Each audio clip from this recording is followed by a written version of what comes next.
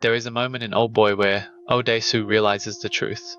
Not just what happened, why it was allowed to happen. The film doesn't cut away. It holds on his face while something inside him breaks completely, and it makes you feel like you broke something too, just by watching. That is the specific genius of Park Chan-wook. He doesn't just put darkness on screen, he makes you want it, he makes you complicit, and then he shows you what that costs. Oldboy is the film that changed how Western audiences understood Korean cinema.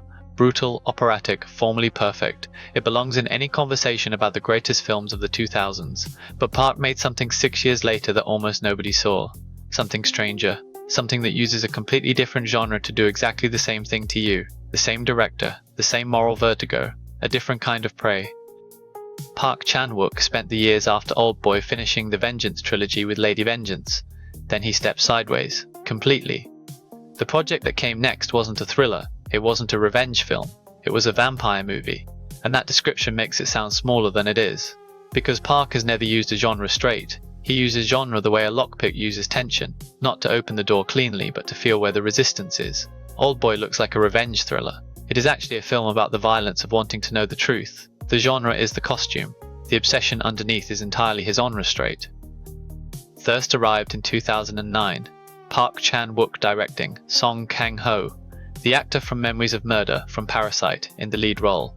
A Catholic priest volunteers for a medical experiment to develop a vaccine. The experiment kills him. A blood transfusion brings him back. The blood is infected. He is now, against every belief he has ever held, a vampire. The film won the jury prize at Cannes, and then it just disappeared. Buried under a crowded release calendar, underseen in the West, filed under horror and forgotten by the people who should have loved it most. Here is what Thirst actually is. It is a film about the body betraying the soul. The priest, Sung Hyeon, does not want to kill. He does not want to desire. He has spent his entire life trying to dissolve those impulses through faith. And now his body has made them absolute.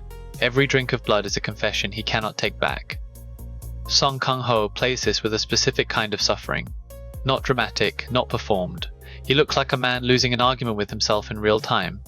There is a scene where he feeds for the first time. The camera watches him the way you watch someone do something private. You feel like you should look away. You don't. That is the Oldboy move. Park plants you on the wrong side of the glass and leaves you there.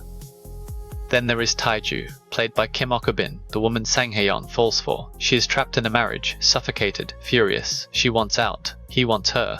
Their desire is mutual, and it is ruinous, and the film refuses to make either of them the villain. Kim Ok-bin does something extraordinary in this role. She takes a character who does genuinely terrible things and makes her need feel completely real. You understand every choice. You cannot excuse any of them. That is the moral architecture Park built in Oldboy. Guilt without a clean exit. Thirst is streaming now. 133 minutes. If you loved what Oldboy did to you, that feeling of being pulled somewhere you didn't agree to go, this film will do it again. Different genre.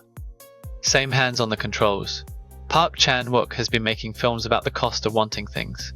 Oldboy just happened to be the one the world noticed.